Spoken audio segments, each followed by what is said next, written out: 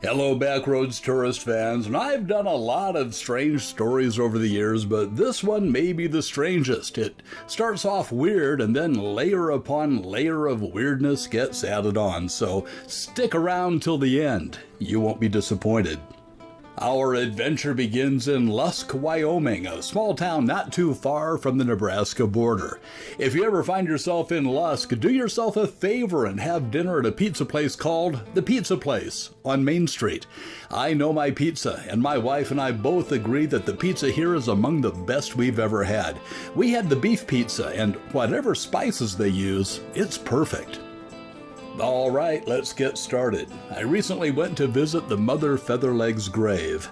It's about 10 miles or so outside of Lusk on Silver Springs Road, and it's not the easiest place to get to. So while we make the trip to her grave, let me tell you her story. Charlotte Shepard moved to the area around Lusk in 1876 and established a roadhouse along the Cheyenne to Deadwood Stagecoach Road. There was gambling, whiskey, and for an extra fee, men could spend some personal time with Charlotte, if you know what I mean, and I think you do. She was known to wear ruffled pantalettes that many thought looked like feathers when the wind blew. That gave her the nickname of Mother Featherlegs.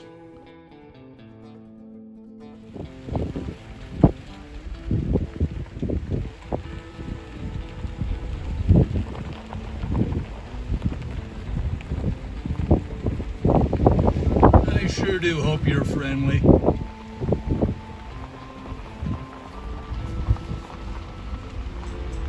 Along with gambling, drinking, and comfort services, Mother Featherlegs had another side hustle. Stagecoach robbers and other outlaws and ne'er-do-wells would give her their loot to hold until the heat had died down a bit. Then they'd go back and collect it and, of course, give Mother Featherlegs a portion as a holding fee. In 1879, Dangerous Dick Davis came to town, and I think that's a great cowboy name, don't you? It has the alliteration and everything, but Dangerous Dick Davis wasn't satisfied with that name. He wanted more, so he was known as Dangerous Dick Davis the Terrapin. And if you don't know what a terrapin is, don't feel bad. I didn't either, so I looked it up, and this is a terrapin. That's right, it's a turtle, and I don't know, maybe turtles were more terrifying back in the 1870s. Anyway, Dangerous Dick Davis the Terrapin and Mother Featherlegs had known each other back in Louisiana. In fact, they were part of the same outlaw gang, and the stories I've read seem to suggest that they were romantically involved.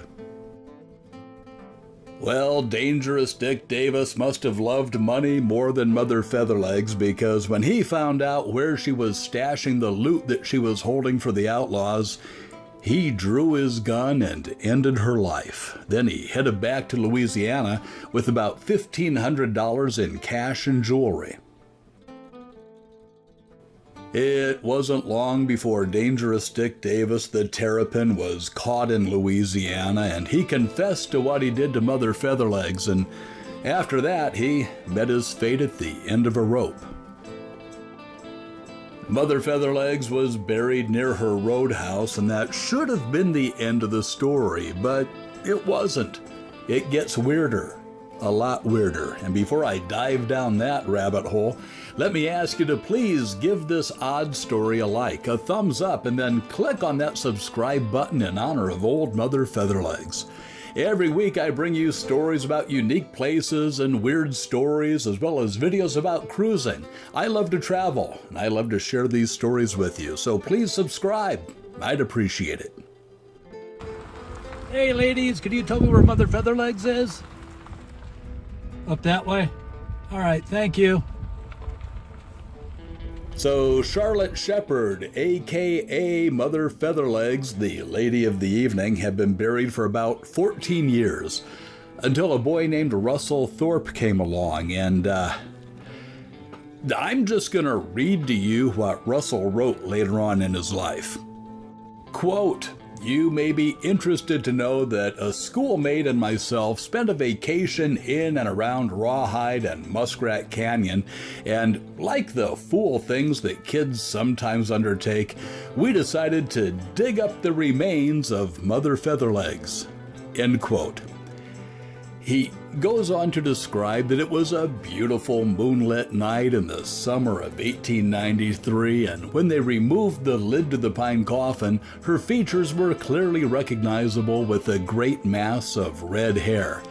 Then they put the lid back on the coffin and filled in the grave. Friends, I was a kid once, and I did my share of stupid things, but it never even crossed my mind to dig up a corpse. Yes, it gets weirder. Stay with me. Initially, there were two other people buried next to Mother Featherlegs. George McFadden and Ike Diapert were both love interests of Mother Featherlegs, and they both hated one another. So when McFadden was fatally shot and Diapert ended his own life, they were buried on either side of Mother Featherlegs. Now, there's a large mound behind her stone, but I couldn't find any markers for George or Ike. However, there are markers for Robert and Beverly Darrow, and why anyone would want to be buried here in the middle of nowhere next to Mother Featherlegs, well, I guess that's a whole other story. When visiting the grave, be aware that cattle graze freely in this area, so make sure you watch your step. There are two more strange stories that revolve around Mother Featherlegs. First of all, this monument is, I've been told, the only monument in the United States dedicated in honor of a Lady of the Evening. This 3,500-pound monument made of pink granite was dedicated in 1964, and when it was dedicated, one of the honored speakers at the event was none other than Russell Thorpe. You remember Russell, don't you? He was the guy who dug up Mother Featherlegs when he was a kid. You think they'd get a mayor or member of the city council or historian, but no, they got the guy who dug her up.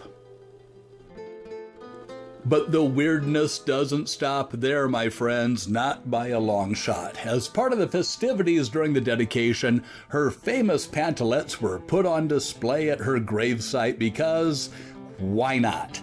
And somehow, someway, they got stolen.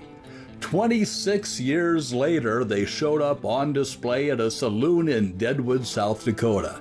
Well, this infuriated the good people of Lusk, Wyoming, and one day in 1990, a posse of Lusk residents went to Deadwood, raided that saloon, and stole the pantalettes back. You can now see them for yourself on display at the Stagecoach Museum in Lusk, and I wish I could show you some footage of those famous pantalettes, but when I was there, the museum was already closed. And there you have it, my friends, one of the strangest stories I've ever had the pleasure of bringing you. A tale of lust in Lusk, death, disturbing a grave, pilfered pantalettes, and really good pizza. Please like and subscribe, and rest in peace, Mother Featherlegs. I'm Jeff, and I'll see you on the back roads.